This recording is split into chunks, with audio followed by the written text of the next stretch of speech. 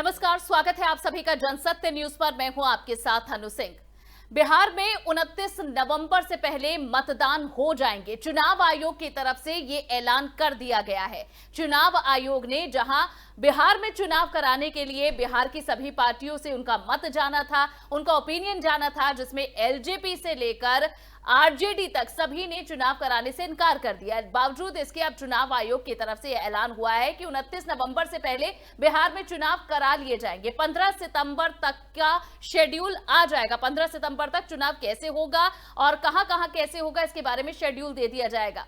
तो एक तरफ बिहार में बाढ़ है, कोरोना से लोग पीड़ित हैं, और दूसरी तरफ चुनाव का ऐलान हो चुका है। अब देखिए कि अगर बिहार में नवंबर तक चुनाव होते हैं तो किन परिस्थितियों में होंगे। मौजूदा हाल क्या है ये आप जान लीजिए। जहां बिहार में इस वक्त कोरोना का हाल यह है कि टोटल आंकड़े 1,24,976 हैं। 24 घंटे में 2000 के आसपास केसेस आ रहे हैं रोजाना। बाढ़ से स्थिति यह है कि 83 लाख से ज्यादा की आबादी बाढ़ से प्रभावित हुई है और अब तक तकरीबन 30 लोगों की मौत हो चुकी है। अब इन परिस्थितियों में बिहार में चुनाव कराए जाने की बात कही जा रही है। अब बीजेपी से लेकर और तमाम पार्टियां चुनाव की तैयारियों में जुट गई हैं। अब सवाल यह है कि इन परिस्थितियों में बिहार विधानसभा चुनाव, क्या मतदान इस चुनाव के लिए कराना ठीक है? जिन परिस्थितियों में कराया जा रहा है, क्या ये ठीक है? इसके पीछे क्या मकसद है और क्या सही है, क्या गलत? इस पर बात करने के लिए हमारे साथ एक पैनल इस वक्त मौजूद है जो कि बिहार की राजनीति पर अपनी जानकारी देंगे और ये भी बताएंगे कि बिहार की जनता के लिए ये चुनाव कितने मायने रखते हैं। इस पर बात करने के लिए हमारे साथ इस वक्त 3 गेस्ट मौजूद हैं। हमारे साथ हैं संजीव कौशिक जी, आप राजनीतिक विश्लेषक हैं, आपका बहुत बहुत स्वागत है संजीव जी। हमारे साथ हैं रवि पराशर जी, वरिष्ठ पत्रकार हैं, आपका भी स्वागत है। हमारे साथ हैं चंद्रमोहन जी, कांग्रेस प्रवक्ता हैं, आपका भी स्वागत है। और साथ ही जेडीयू और बीजेपी के भी नेता हमारे साथ जुड़ेंगे कुछ ही देर में। फिलहाल सबसे पहले आपसे शुरुआत करते हैं हम संजीव जी। किस तरह से बिहार में जो चुनाव होने वाले हैं, चुनाव आयोग की तरफ से कहा है कि ये नवंबर तक चुनाव करा लिए जाएंगे। जब सेशन खत्म होगा मौजूदा सरकार का, उससे पहले चुनाव करा लिए जाएंगे। सबसे पहले कि आप ये सही समय और परिस्थितियां देखते हैं बिहार में चुनाव को लेकर? देखिए, चुनाव आयोग ने यदि निर्णय लिया है तो जाहिर सी बात है कि तय समय पे चुनाव कराने की मंशा उनकी जाहिर हो चुकी है। लेकिन सबसे बड़ी बात यह है कि क्या सरकार लोगों की बात सुन रही है, किस बात में वो सरकार लोगों से राय विचार कर रही है।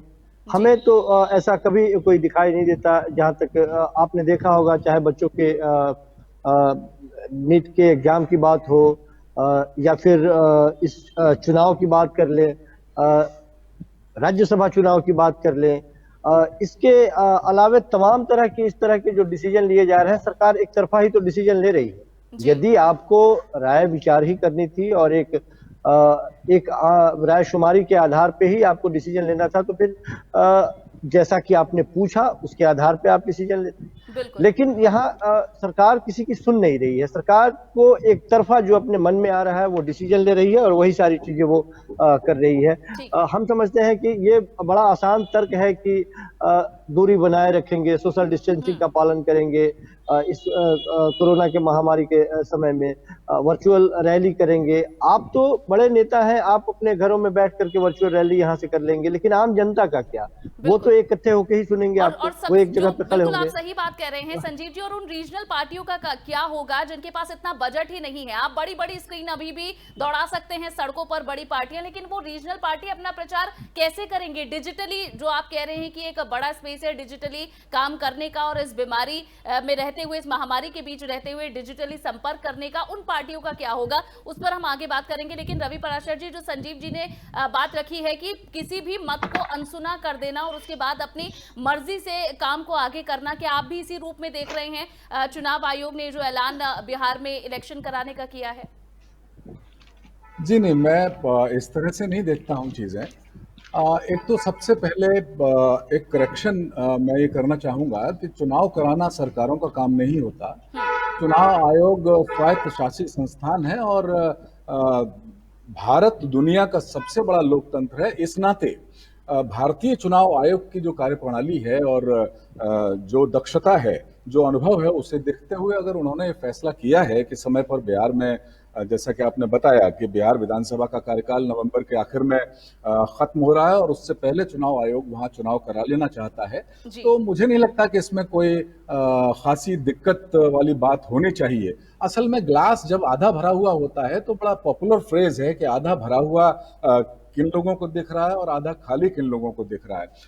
कोरोना की जहां तक बात है तो कोरोना महामारी अकेले बिहार तक महदूद तो है नहीं, बिहार तक सीमित तो है नहीं, पूरी दुनिया में वैश्विक महामारी है। और ऐसे में अगर बहुत सारे देश हैं, जैसा कि हम कहें कि 50 से ज्यादा देश हैं जहां चुनाव की तारीखें कुछ टाली गई, स्थगित की गई, लेकिन बहुत सारे देश हैं वहां पर जहां पर चुनाव की तारीखें टाली गई लेकिन फिर चुनाव कराए गए, जैसे पोलैंड है, श्रीलंका है, साउथ कोरिया है, सिंगापुर है, और भी बहुत सारे जनतंत्र हैं जहां पर कोरोना काल में ही चुनाव कराए गए हैं। और अमेरिका में भी नवंबर में ही राष्ट्रपति प्रेसिडेंशियल इलेक्शन होने हैं, वहां भी कोई इस तरह की बात नहीं हो रही है।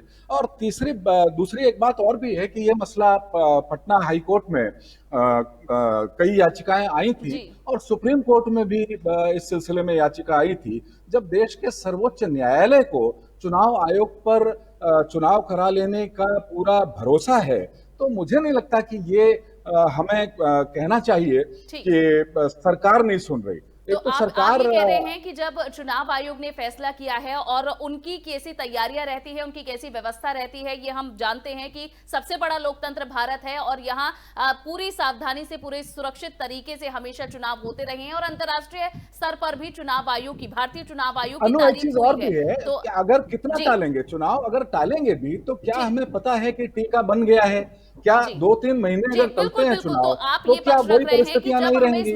और जहां तक है और तमाम चीजें बाढ़ की जहां तक हालत है, बाढ़ भी हर साल मैं वापस आऊंगी रवि जी। और चंद्रमोहन जी, आप तक ये सवाल जरूर ले जाना चाहूंगी। जो बात कही है रवि पराशर जी ने, जब कोर्ट ये मान रहा है, उन्हें विश्वास है पूरी कार्यप्रणाली चुनाव आयोग की, तो फिर क्या आखिर बिहार में जो विपक्षी पार्टियां हैं उन्हें क्या दिक्कत है? जैसे खुद आरजेडी और आरजेडी के जो गठबंधन है विपक्ष में जो है, उनकी तरफ से इस पर कहा गया है कि चुनाव आयोग ना कराए, अभी चुनाव स्थिति को सामान्य होने दे, तो क्या आपत्ति है आपकी?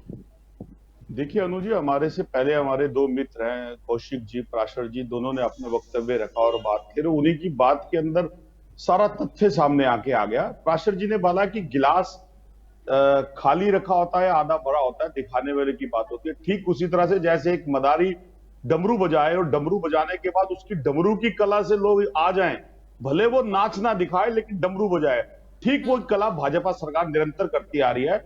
जब उसको अपना फायदा लगता है तो वो खाली गिलास को भरा दिखा देती है, जब उसको फायदा नहीं लगता तो भरे हुए गिलास को खाली दिखा देती है। जब इलेक्शन कराने की बात आएगी तो भरे हुए गिलास के चोले के अंदर चुनाव आयोग को सामने ले आएगी। और जब सदन शीत सदन के ऊपर कार्रवाई करने की बात आएगी प्रश्नचिन्ह की, तो उस भरे हुए गिलास के अंदर वो कोरोना को ले आएगी। और अगर कहीं पर राजस्थान में किसी सरकार को गिराने की बात आएगी और जब वो वोट कॉन्फिडेंस की बात करेंगे तो फिर वो भरे हुए गिलास के अंदर कोरोना का पानी लेके आ जाएगी। तो ये सरकार बेसिकली अपनी नीति स्पष्ट नहीं कर पाई कि वो आपदा का बेनिफिट लेना तो जानती है। फायदा है शायद इस वक्त बिहार में चुनाव कराने में, इस वजह से वो चुनाव को लेकर उस पर अपनी सहमति जता रही है और उसे लेकर उत्सुक है। तो आप बताएं क्या फायदा है बीजेपी को इस वक्त बिहार में चुनाव कराने में? लेकिन बीजेपी देश की और स्टेट की जनता को जान की परवाह किए बिना इस कोरोना की महामारी में, जिसके अंदर वो ये बोलते हैं कि कोरोना की आपदा है और सोशल डिस्टेंस रखना चाहिए और ये सिस्टम करना चाहिए, उसके ऊपर वो चुनाव आयोग के थ्रू इलेक्शन करवा सकती है। इसका मतलब कि 135 करोड़ की जान माल की सुरक्षा का भाजपा को कोई सरोकार नहीं है। उसको सिर्फ शासन की लोलुपता जेडीयू के साथ मिलकर चाहिए, वो किसी भी कीमत पे चाहिए, उसके लिए वो कोई भी चीज करने को तैयार है। ये इस बात का प्रमाण है। ठीक, संजीव जी, आपने बात सुनी चंद्रमोहन जी की, वो कह रहे हैं कि बीजेपी को इस वक्त फायदा है चुनाव कराने में, इस वजह से चुनाव आयोग भी अब उसी सुर में सुर मिला रहा है और सभी चीजें उनके अकॉर्डिंग हो रही है। क्या आपको लगता है ये सही समय है बीजेपी या फिर किसी भी अन्य पार्टी के लिए चुनाव कराने का? और बीजेपी के लिए क्यों होगा? अभी उनके गठबंधन की इस वक्त सरकार है, जहां बिहार से हालात हम देख रहे हैं, जहां हम अस्पतालों की दयनीय स्थिति कोरोना से देख रहे हैं, तो बीजेपी को क्या फायदा है इस वक्त चुनाव कराने का? अनु, अभी हम सुन रहे थे, वरिष्ठ पत्रकार बोल रहे थे कि चुनाव आयोग एक निष्पक्ष और स्वतंत्र संस्था है। हम खूब जानते हैं कि हिंदुस्तान में जिस तरह के निष्पक्ष और स्वतंत्र संस्थानों की स्थिति है और किस तरह से उसका इस्तेमाल होता है और होता आया है। हम केवल वर्तमान की बात नहीं कर रहे हैं, हम इससे पूर्व की भी बात कर रहे हैं। होता आया है, हम खूब जानते हैं कि सरकारों का किस तरह से इस पर प्रभुत्व होता है, वर्चस्व होता है और कैसे सरकारें इसको प्रभावित करती हैं। पहली बात यह कहने बोले कि भारतीय जनता पार्टी देश की सबसे बड़ी पार्टी और सबसे मजबूत पार्टी आज के वक्त में है, आर्थिक रूप से भी, और एक दायरा भी है उनका बड़ा, बहुत बड़ा दायरा है। उस हिसाब से देखा जाए तो आज के वक्त में सारे साधन और संसाधनों से लैस भारतीय जनता पार्टी, आर्थिक रूप से मजबूत भारतीय जनता पार्टी अपने आप को सबसे ज्यादा मुफीद और मजबूत पा रही है अभी के वक्त की यदि हम बात कर लें तो। ये ठीक वैसे ही जब आप थोड़ा सा नजर पीछे घुमा के देखेंगे तो आपको याद होगा कि यूपी इलेक्शन के ठीक पहले एक सर्जिकल स्ट्राइक ऐसी मार दी गई थी नोटबंदी के नाम पे, जिसमें बाकी पार्टियां, सारी पार्टियां करा रही थी उस समय, सिवाय सत्ता में जो थे उनको उसका बेनिफिट मिला। ये भी सार्वजनिक रूप से है, जो लोग जानते हैं इस चीज को। तो निश्चित तौर पे इस तरह की गेम खेलने में भारतीय जनता पार्टी बहुत होशियार रही है और वो खेलती भी है। सबसे बड़ी बात यह है कि मैंने इसीलिए कहा कि वो अपने मन की करती है, आजकल सुनती बहुत कम है, मन की ही बात करके रह जाती है। अभी आप देख ले कि संसद का मानसून सत्र शुरू होने वाला है, उसमें भी आपने देखा कि किस तरह से प्रश्नकाल को हटा दिया गया। ये प्रश्नकाल को ठीक वैसे ही हटा दिया गया जैसे कि प्रश्नकाल जो है संसद सत्र जिस समय चलाया जाता है उस समय जिस तरह से वो श्रृंगार है सत्र, ठीक उसी तरह से विपक्षियों के लिए वो हथियार है प्रश्नकाल भी, उसको हटा दिया गया। तो तमाम तरह की अभी तक जो दिखाई दे रहा है वो मनमानी एक तरफ से दिखाई दे रहा है भारतीय जनता पार्टी की। और मैं वही कह रहा हूं कि यदि कोई फर्क नहीं पड़ता, आपका कहना यह है कि कोई फर्क नहीं पड़ता, सारे काम हो रहे हैं, यह बात बिल्कुल सही है, लेकिन मैं फिर कह रहा हूं कि उस आम जनता का क्या? अभी आप संसद में सत्र चलाने से पहले आप तमाम तरह की जांच कर रहे हैं कि 3 दिन पहले आपको जांच करानी है, कोरोना का रिपोर्ट देना है, उसके बाद में आपको जाना है, और इतने बड़े आबादी को आप केवल चुनाव के लिए धकेल देना चाहते हैं कि आप चले जाएं। और इसके साथ कौन ये गारंटी भी लेगा महत्वपूर्ण है संजीव जी कि कितने लोग वोट डालने के लिए आएंगे और ये जो लोकतंत्र का महापर्व होता है इसमें हिस्सा लेने के लिए आएंगे। इस बात का आधार मैं ऐसे भी रखना चाहूंगी कि शुरुआत में ही जिक्र किया था हमने नीट और जेई की परीक्षाओं का। रवि जी, आपसे ये सवाल है, जहां पश्चिम बंगाल की जो मुख्यमंत्री हैं ममता बनर्जी कह रही हैं कि इस वक्त आप एग्जाम करा रहे हैं और जेई के एग्जाम के लिए 75% बच्चे हैं जो कि अपीयर नहीं कर पाए, तो एक बड़ी आबादी छात्रों की इस वजह से ये एग्जाम देने के लिए चूक गई क्योंकि वो कोरोना वायरस या तो उसकी चपेट में थे या फिर उसकी बनी परिस्थितियों के चलते घरों से बाहर नहीं निकल पाए। तो आपको लगता है कि पूरी जन भागीदारी इस व्यवस्था में होगी लोकतंत्र के महापर्व में, चुनाव में वोट डालने में? देखिए, ये देखने वाली बात होगी, लेकिन सवाल फिर मैं वही कहूंगा कि नजरिए का प्रश्न है। बहुत सारे विद्यार्थी, कम से कम अगर आपका आंकड़ा पश्चिम बंगाल की मुख्यमंत्री ममता बनर्जी का अगर आंकड़ा, जिनको लोकतंत्र में बिल्कुल भी भरोसा नहीं है, जो वहां के गवर्नर के मैं हालांकि बिहार विधानसभा चुनाव पर ही अपने आप को महदूद रखना चाहता था, लेकिन संजीव जी ने जिस तरह से दूसरे भी उदाहरण दिए, तो पश्चिम बंगाल, चलिए मैं बिहार विधानसभा चुनाव तक ही अपनी बात रखूंगा। तो आप खुद मान रही हैं, यानी पश्चिम बंगाल का जो आंकड़ा आपने दिया कि 25% ऐसे विद्यार्थी हैं जिन्होंने सेशन 0 होना उचित नहीं समझा। सेशन 0 हो जाए उससे किसको फायदा है? आपकी तैयारी नहीं है परीक्षा देने की, या आपको कोई असुविधा है, ठीक है आप नहीं पहुंच पाए, लेकिन उन 25% विद्यार्थियों का क्या होता अगर सेशन 0 कर दिया जाता? क्या उनकी कोई अभीप्साएं, लालसाएं, कामनाएं, इच्छाएं उनकी नहीं है? तो 25% तो तभी अपीयर करते अगर परिस्थितियां अनुकूल होती तो ये सब 100% करते, यही तो मांग कर रहे हैं छात्र। और यही सवाल है, क्या सभी की इन्वॉल्वमेंट होनी जरूरी, सभी की भागीदारी होनी जरूरी नहीं है? अनुजी, मैं यही कहना चाह रहा हूं कि क्या 2 महीने और चुनाव टाल दिए जाएं बिहार के, तो क्या कोई विपक्ष का नेता आरजेडी के तेजस्वी यादव या उनके पिता जो जेल में हैं, वे ये भविष्यवाणी कर सकते हैं अभी से कि 2 महीने बाद बिल्कुल आदर्श हालात हो जाएंगे, बिहार में बाढ़ का पानी बिल्कुल उतर जाएगा, कोरोना की स्थितियां बिल्कुल आदर्श हो जाएंगी?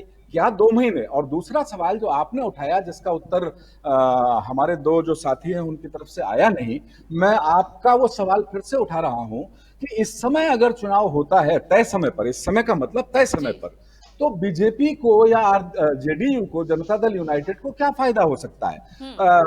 मैं एक थोड़ा सा एक पत्रकार होने के नाते, मैं कोई पार्टी प्रवक्ता नहीं हूं, ना विश्लेषक हूं, मैं पत्रकार हूं, तो एक सिचुएशन में रखना चाहता हूं अपने कांग्रेस के जो मित्र हैं उनके सामने, कि अगर चुनाव समय पर नहीं होता है तो क्या होगा।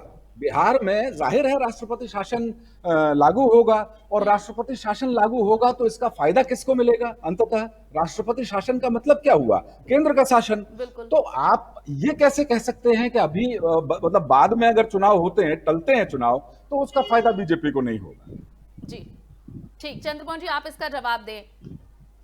देखिए, पराशर जी बहुत समझदार है और बहुत बढ़िया अपना बात को कह रहे हैं, लेकिन वो उस बात को कहते समय शायद इस बात को संज्ञान में नहीं ले रहे हैं कि जिस बात का वो फेवर कर रहे हैं, सरकार को फिर ठीक उसी शीतकाल के अंदर, जो सदन के अंदर जिस प्रश्न काल को वो स्थगित करके लिखित में ले आई, पहले तो वो सदन के अंदर प्रश्न काल को लाना नहीं चाहती थी, लेकिन विपक्ष के कुछ प्रेशर में आने के बाद वो लिखित तक ले आई। तो क्या ये कार्रवाई देश की जनता के सामने नहीं आनी चाहिए कि जब सरकार कुछ कार्य कर रही है और उसकी कुछ कार्यों को देश की जनता और विपक्ष सामने लाके बात करना चाहता है और वो देश की जगह दिखना चाहिए, लेकिन उसको वो कोरोना की चादर ओढ़ के उसके अंदर ये कह के कि इसके लिए हम नहीं कर सकते, तो ठीक उसी तरह से इलेक्शन बिहार का भी आता है। देखिए, बिहार का इलेक्शन का फायदा होना या ना होना ये वक्त डिसाइड करेगा, ये भविष्य की गर्भ में है, लेकिन ये बिल्कुल वर्तमान में साफ दिख रहा है कि बिहार के इलेक्शन से बिहार के अंदर कोरोना बहुत ज्यादा फैलेगा और ऑलरेडी कोरोना के केस लाखों की तादाद में वहां बढ़ते जा रहे हैं और मेडिकल सुविधाएं के अंदर सरकार पूरी तरह से बिहार की फेल है। वहां पर आप लगाइए कि हॉस्पिटल्स के अंदर कोई भी जुगाड़ नहीं है, पानी टपक रहे हैं और डॉक्टर जो है वो बेचारे बाढ़ के अंदर रिक्शे और ठेलियों पे बैठ के जा रहे हैं।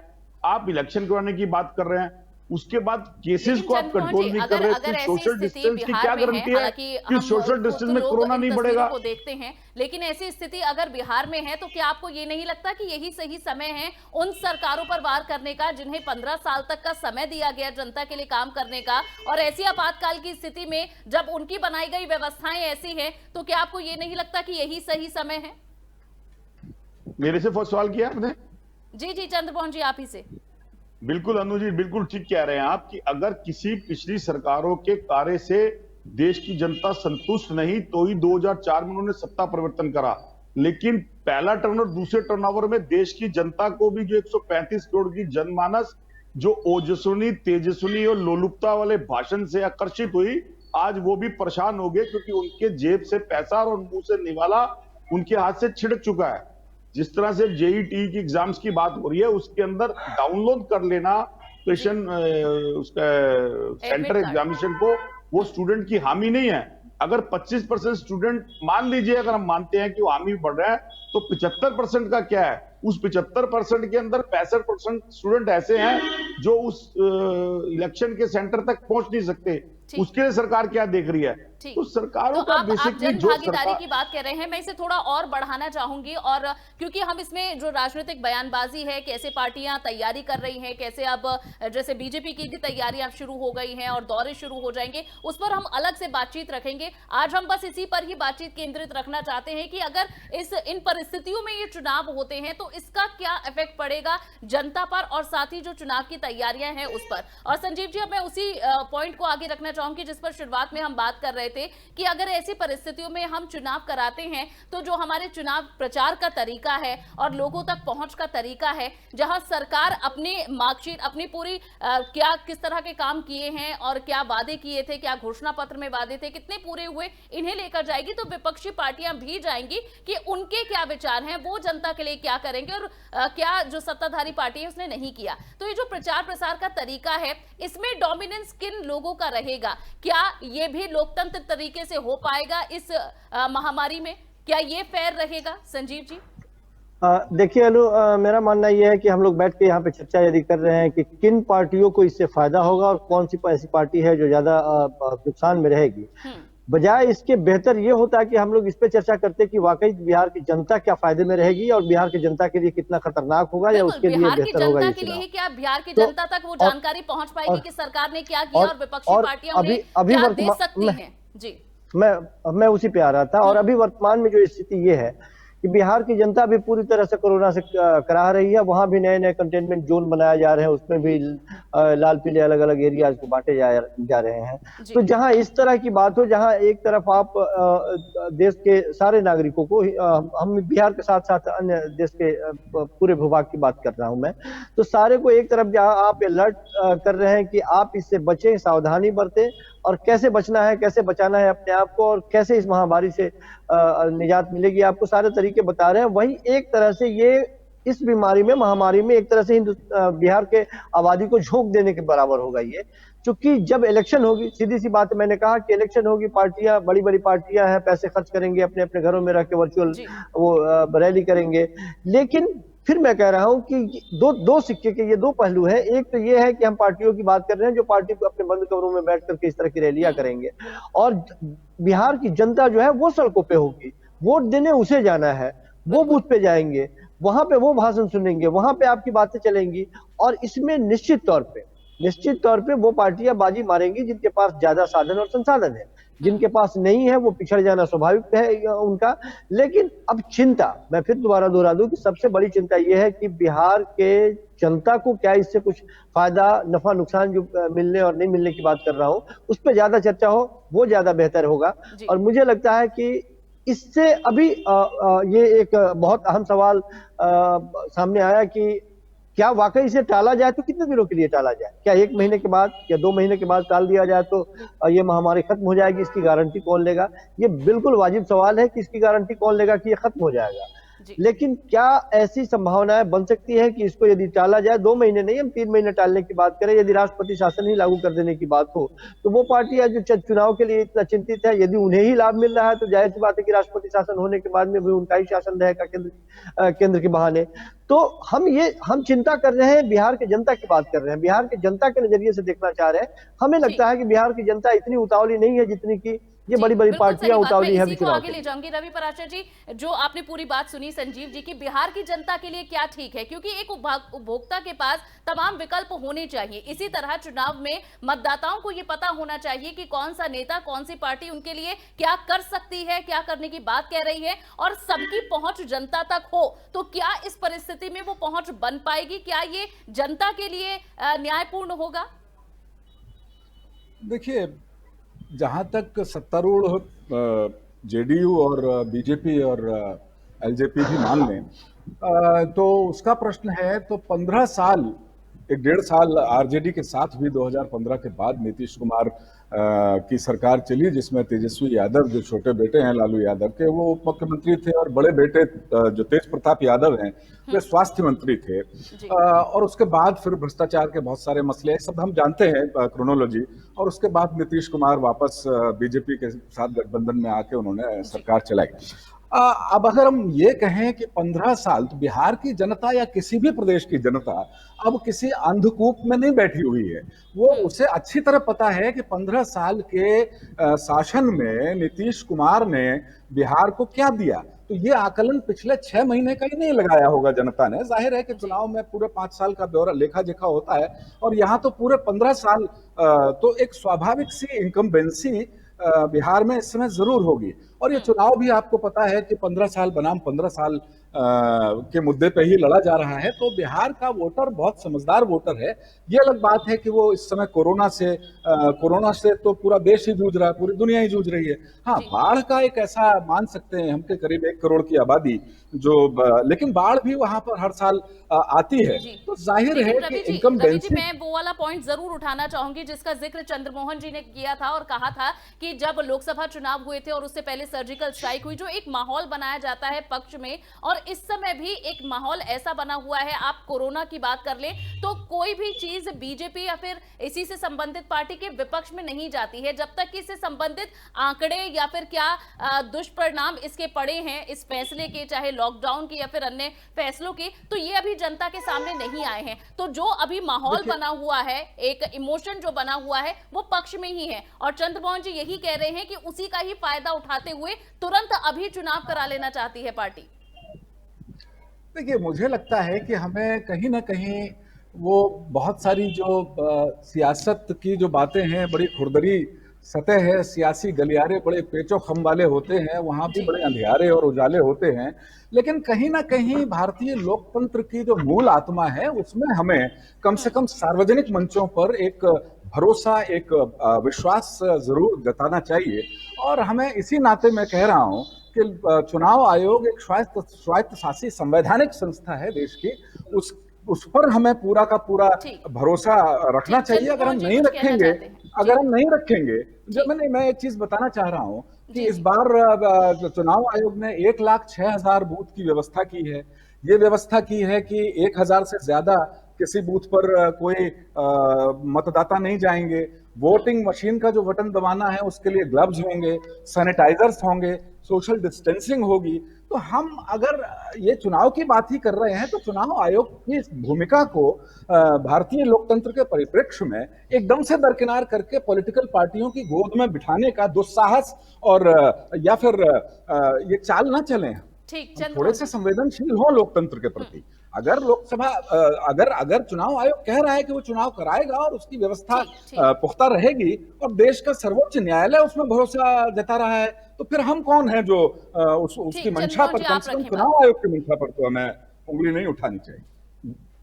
देखिए, एक बात आप ही की बातों में से निकल के आ रही है प्राशर जी, बात ये निकल के आ रही है कि बिहार की जनसंख्या लाखों के अंदर है और वहां पर कोरोना के केस भी लाखों के अंदर है। क्या सरकार से मैं प्रश्न करता हूं, क्या सरकार इस बात के लिए सचेत करेगी, गारंटी लेती है कि इस इलेक्शन के बाद कोरोना के केस नहीं बढ़ेंगे? और अगर बढ़ जाते हैं, क्या बिहार सरकार और सेंटर की सरकार उसको संभालने का दायित्व निभा सकेगी?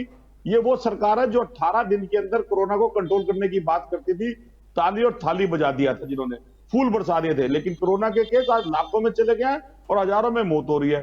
फिर उसके बाद अगर आप वापस आओ शीतकाल सदन के अंदर, ठीक लोकतांत्रिक देश के अंदर और लोकतंत्र प्रथा के अंदर जैसे इलेक्शन होना भी जरूरी है, ठीक उसी तरह से सदन की कार्रवाई के अंदर प्रश्न काल होना भी बहुत जरूरी है।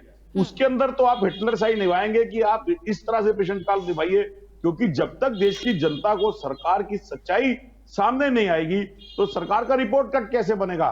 फिर आप किस हैसियत से एग्जाम करवाने चले हैं, जब आपने एग्जाम से पहले जिस प्रश्नों से सरकार हासिल करी, जिसका उत्तर आपने देश की जनता को देना है और बिहार की जनता को देना है, और जिसके आंसर विपक्ष आपसे सदन में मांगना चाहता है, उस पे तो आप कार्रवाई करने नहीं देना चाहते। और बिना उन्हीं प्रश्नों के आंसर दिए आप आंसर शीट लेके बिहार के अंदर जाके रिजल्ट लेना चाहते हैं। तो ये धांधलेबाजी अच्छी तरह से समझ आ रही है। जिसको चंद्रमोहन जी, मैं विषयांतर नहीं करना चाहता। चंद्रमोहन जी, आप ये बताइए, एक मिनट अनु जी, बस 10 सेकंड मुझे दीजिए। अब मैं विषयांतर नहीं करना चाहता हूं, लेकिन चंद्रमोहन जी मुझे कृपया ये बताएं कि जब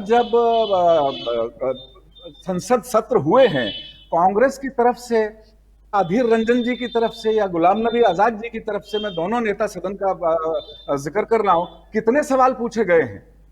ये कुछ संख्या है? देखिए, सवाल की अगर बोले अगर आपको ये चिंता हो रही है तो एक कांग्रेस के जो नेता हैं उन्होंने कितने सवाल पूछे हैं? और दूसरी चीज, जो सवाल पूछने की जो परंपरा है सदन में, संसद में, उसमें लिखित जवाब तो आप सरकार से कभी भी मांग सकते हैं, एक चीज।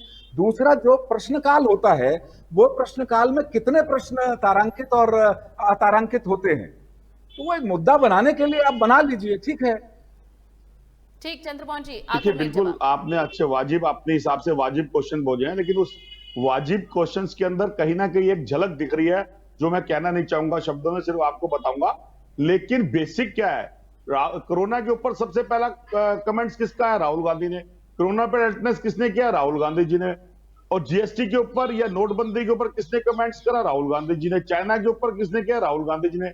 अधीर रंजन चौधरी जी ने कब कब प्रश्न करे आपके सामने है, या गुलाम नबी आजाद जी ने करा? विपक्ष का कौन सा और नेता इस सरकार के आगे डट के खड़ा हुआ है? सिर्फ कांग्रेस खड़ी है। अब बात आती है, देखिए, हम इलेक्शन के विरोध में नहीं है, हम इलेक्शन का विरोध कर रहे हैं। हम तो ये कह रहे हैं कि अगर सरकार इलेक्शन करवाना चाहती है, सवाल पूछे तो उनके सवाल जहां सीडब्ल्यूसी की बैठक में ज्यादा चर्चित रहे हैं बनस्पत की संसद में, फिलहाल के लिए आप सभी का बहुत बहुत शुक्रिया हमारे साथ जुड़ने के लिए। और बिहार विधानसभा चुनावों को लेकर जहां कहा गया है कि नवंबर के आखिर तक अब चुनावों का ऐलान कर दिया जाएगा और 15 तारीख तक पूरी गाइडलाइन भी आ जाएगी, तो इसमें देखना होगा कि आखिर किस तरीके से चुनावों की जो व्यवस्था है वो की जाती है और आगे भी इस पर राजनीतिक जो भी किसी तरह के मुद्दे होंगे, किस तरह से पार्टियां अब इन चुनावों को आगे लेकर जाती रहेगी, इस पर हम आगे भी चर्चा करते रहेंगे। फिलहाल के लिए शुक्रिया आप तीनों का। और इसी तरह बीजेपी की तरफ से जहां पार्टियों की तैयारियां अब चल रही हैं बिहार में, और जेपी नड्डा से लेकर